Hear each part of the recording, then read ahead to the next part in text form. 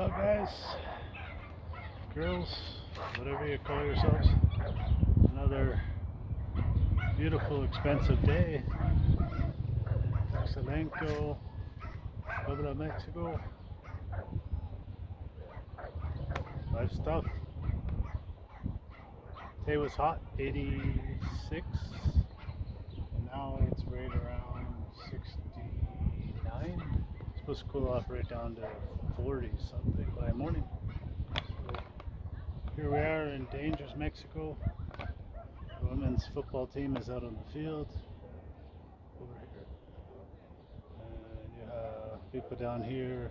It's a man and a woman, I guess they're girlfriend, boyfriend, they're making out, giving each other hickeys or something. And there's some more lovebirds here. And there you go.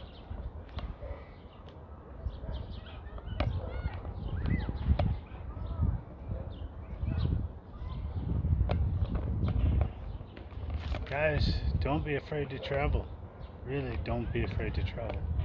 The world is a beautiful place, and typically most people are afraid to leave where they know.